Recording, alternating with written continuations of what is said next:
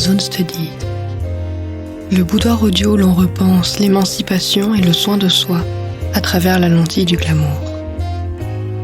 Je suis Aline, maîtresse des lieux, entrepreneur et performeuse. Ma mission est de vous guider vers la redécouverte de votre audace, en proposant des pistes de réflexion et de nouvelles perspectives sur l'affirmation de soi, les injonctions héritées de notre environnement et les clichés du développement personnel. Dans cet écrin audio, nous évoquons des sujets aussi tabous que transformateurs, tels que la créativité, la sensualité, le féminisme, les émotions ou encore l'identité. Bonne écoute.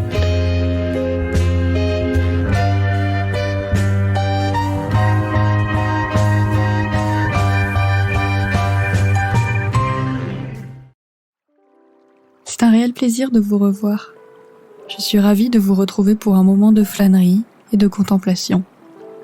Je nous ai installés juste ici, à l'ombre de ce pommier en fleurs et à quelques pas de la rivière. Vous me connaissez dorénavant, bien évidemment j'ai apporté un service à thé dans ce panier pique-nique. Cet après-midi, nous savourerons un thé vert parfumé aux délicates fleurs de cerisier.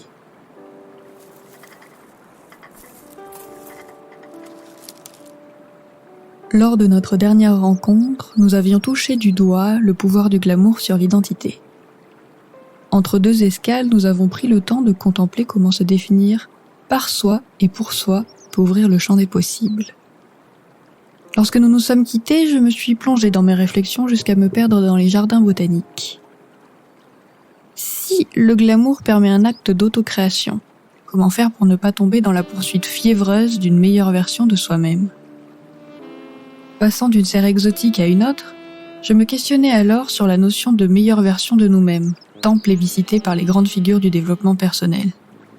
Quel est le cadre de cette amélioration potentielle ? Et finalement, peut-on avoir vraiment le contrôle sur soi-même ?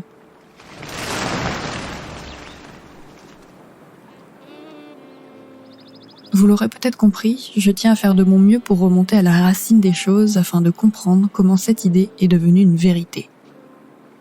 Comment le moi est-il devenu le centre de nos préoccupations et surtout comment est-il devenu le sentier qui a pour lourde tâche de nous mener à l'épanouissement ?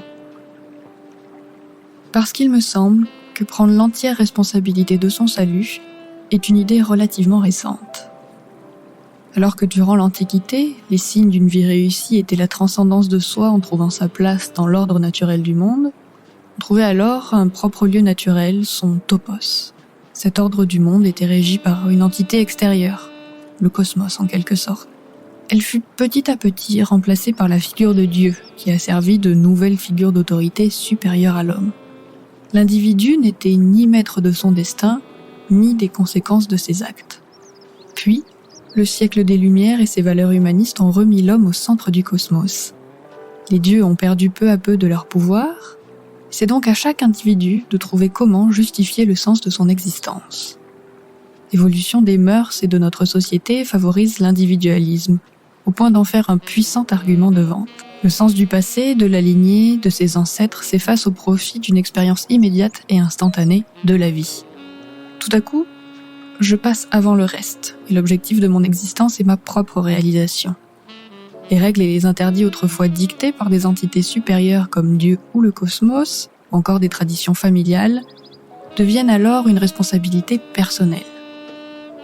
Comme le dit Julia de Funès dans son essai sur le développement personnel, c'est alors que l'individu adhère à cette illusion que tout lui est alors possible.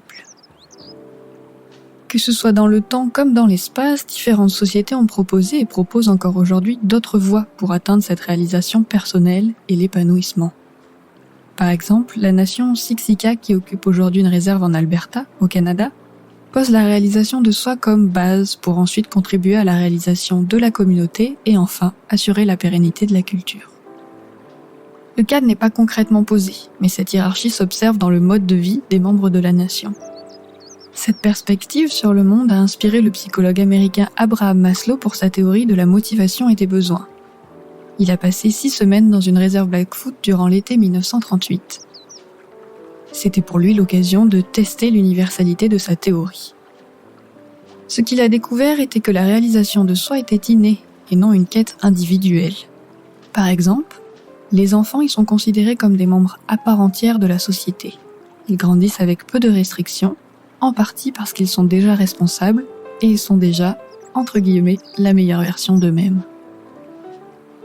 Il a également observé que l'entraide et le fonctionnement en communauté dépassaient ces théories sur le besoin de domination.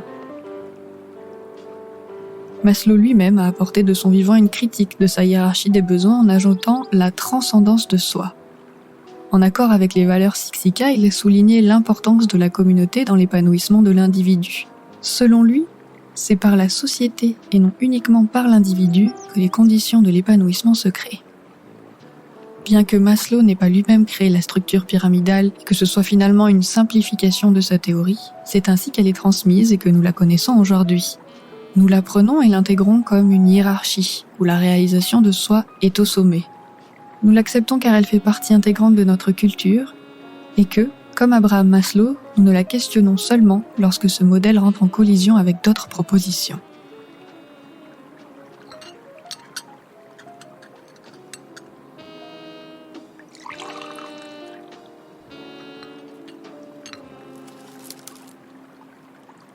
Pour atteindre cette version de soi optimale, les médias et les coachs en développement personnel recommandent une optimisation extrême de notre quotidien.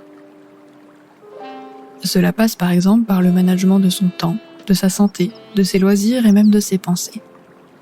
Comme si le secret d'une vie épanouie était plus de tâches, plus de contrôle sur soi, plus de contrôle sur son temps et plus de productivité. Comme si viser une meilleure version de soi-même grâce à des produits de skincare ou des routines était la solution pour échapper à une réalité qui nous affecte. On offre alors un packaging estampillé spiritualité, pleine conscience ou encore self-care à une pensée capitaliste de productivité toxique à laquelle nous sommes déjà habitués. On propose désormais des recettes toutes prêtes pour sa santé mentale, sans réellement reconnaître l'impact d'une pandémie mondiale par exemple, ou bien des réseaux sociaux, de la crise écologique, des différents systèmes d'oppression, raciaux et patriarcaux en place. L'épanouissement est un bien de consommation désormais réservé aux privilégiés à travers des livres, des retraites ou des applications. Au-delà de rajouter du travail dans une journée déjà bien remplie, ces conseils ne font qu'élever les standards de perfection, surtout pour les femmes. Tout comme l'invention de l'aspirateur et de la machine à laver était censée empouvoirer les femmes au foyer dans les années 50, mais on finit par leur rajouter des tâches, les conseils pour atteindre une meilleure version de soi-même se transforment rapidement en injonctions sous couvert de self-care. Je pense notamment à Marie Kondo, qui transforme le fait de ranger sa maison et de la tenir parfaitement en ordre, de plier ses vêtements, en expérience spirituelle bénéfique pour l'esprit. Ces conseils offrent également une illusion de contrôle en cherchant à éviter à tout prix l'inconfort, l'ennui, la colère ou même la honte. Ce contrôle extrême de soi et de sa journée apporte finalement plus de troubles. Mais j'ai envie de questionner cette définition de la meilleure version. La meilleure version de soi, mais la meilleure version de qui ?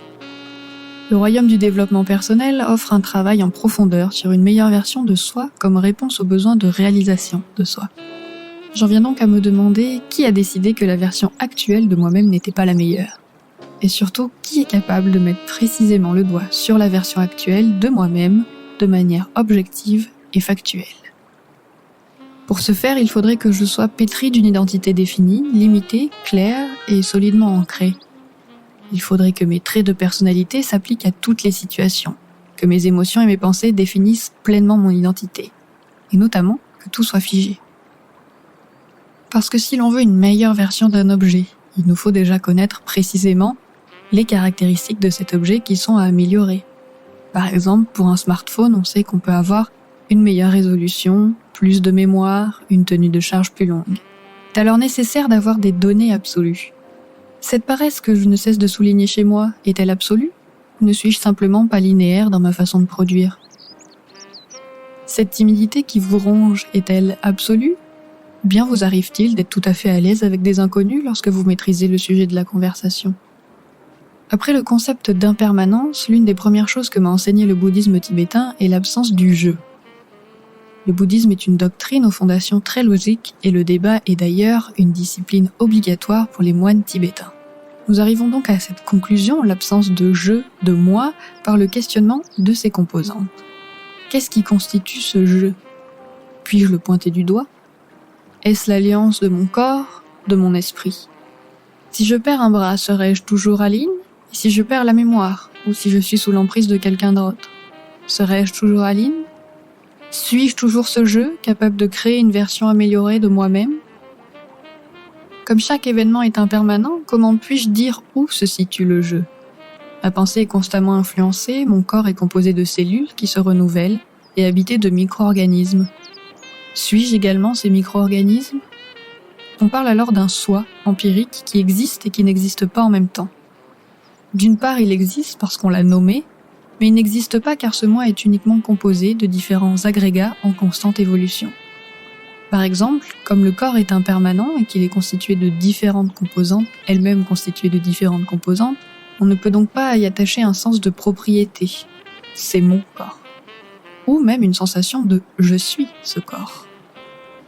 D'une part, le bouddhisme nous enseigne donc l'impermanence de tout événement et l'absence de jeu. Et de l'autre, la philosophie plus occidentale de David Hume souligne que notre perception du moi est en réalité une entité fictive créée par notre imagination afin de donner du sens à une succession d'impressions, de perceptions et de sensations. Pour faire simple, il est plus facile pour notre esprit de nous considérer comme un objet invariable et continu que de comprendre chaque instant distinct du suivant. Cette idée du jeu fondamental est là aussi absente. Le philosophe écrit que, comme la conscience, la sensation d'une identité est une illusion créée par l'imagination pour donner du sens à cette succession ininterrompue de pensées, de réflexions, de sensations et d'influences. Parce que si l'on suit le fil de cette idée, si l'identité est fiction que nous créons pour apporter de la cohérence, considérer une version de soi-même meilleure que les autres ne peut avoir comme origine qu'un jugement arbitraire de soi. Le moi est alors une sensation, une impression sur laquelle on va porter un jugement, on va sélectionner ce qui va, ce qui ne va pas, sans réellement avoir de contrôle dessus, sans réellement comprendre l'entièreté de l'expérience du moi. Souvent d'ailleurs, les parties qu'on juge, on les juge en réaction aux idées que nous avons transmises, au fait que la société ou justement les livres de développement personnel vont pointer du doigt certains défauts plus que d'autres. Tout cela me semble davantage générer des sentiments de culpabilité, de manque d'estime de soi et de frustration. Je crois que l'industrie de la beauté, de la minceur, les médias et une bonne partie de la société nous rappellent déjà quotidiennement que nous ne sommes pas assez, qu'il faut faire plus, ou vouloir plus et même être plus. Je ne sais pas vous, mais rajouter à cela celle du développement personnel, je suis moyennement intéressée par la proposition. Nous voilà bien maintenant. Je vous parle d'absence de moi, d'entité fictive, mais cela ne change en rien le fait que nous ayons la sensation d'être deux personnes distinctes, assises là, sur l'herbe, une tasse de thé à la main. Je vois vos lèvres s'entrouvrir et vos poumons se remplir pour me dire « Aline, tout cela est très intéressant, mais toi qui parles d'émancipation et d'affirmation de soi, on fait quoi maintenant ?»